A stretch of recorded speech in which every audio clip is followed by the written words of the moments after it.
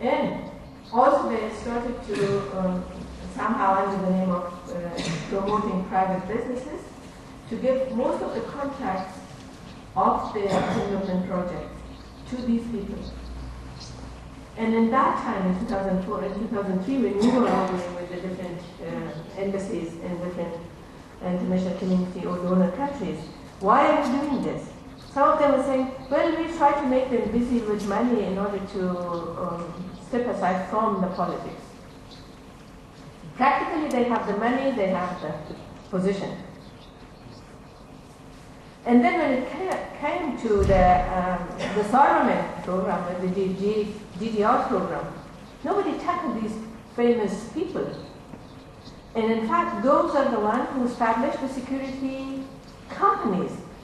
The same men, they have different uniform, but they have legal now they have cards to do everything they were doing before as a militia, but they are recognized, established security company. They have to be in the government. Everybody is supporting them. Everybody is recognizing them.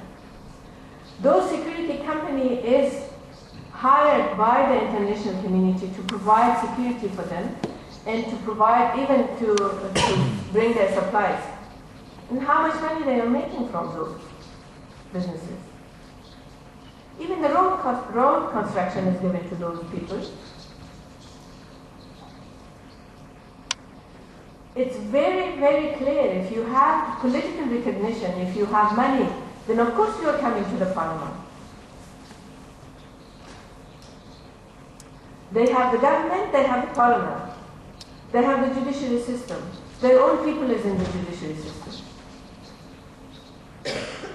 So now, of course, we do have the right to criticize the government of Afghanistan, but what was the stand of the international community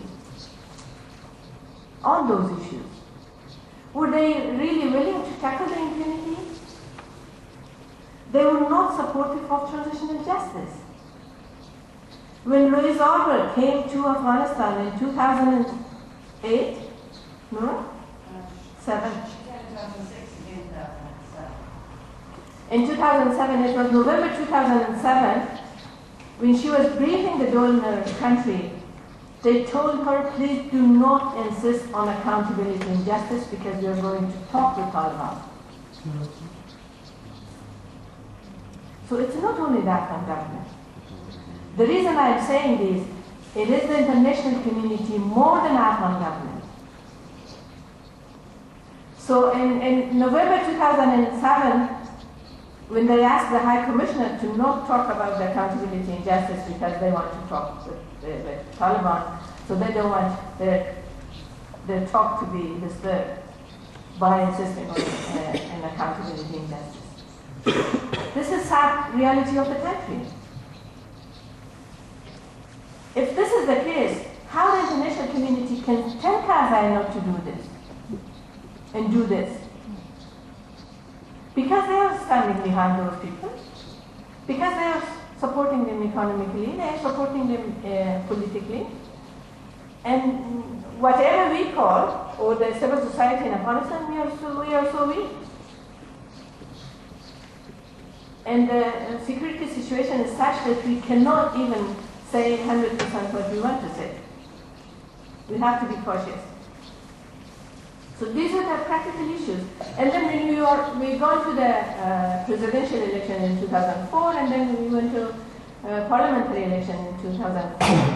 Where was the international community to push the government to put condition that the people who are famous of war crimes and crimes against humanity cannot stand for parliament?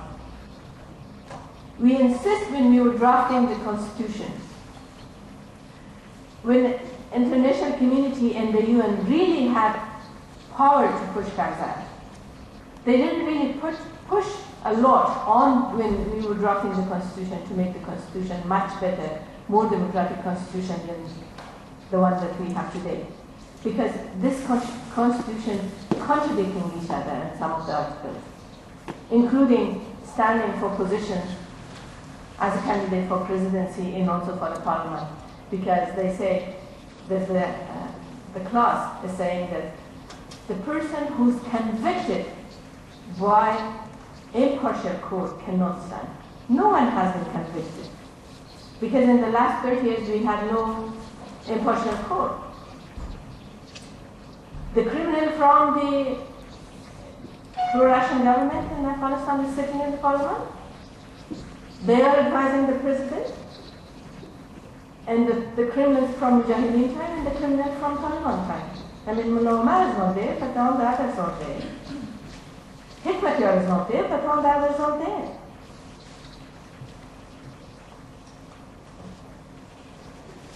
So,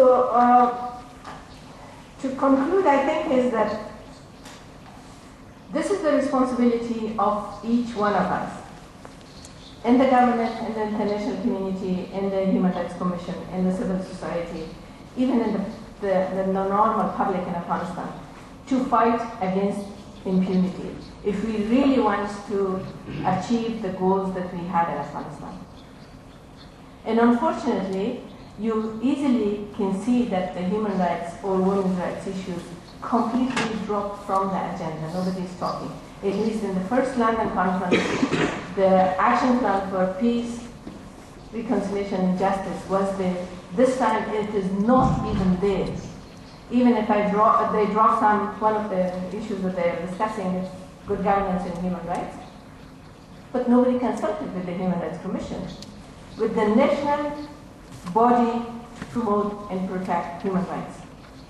So I would say that we will not be able to have a future with justice and stability or continuous sustainable peace unless we tackle the past.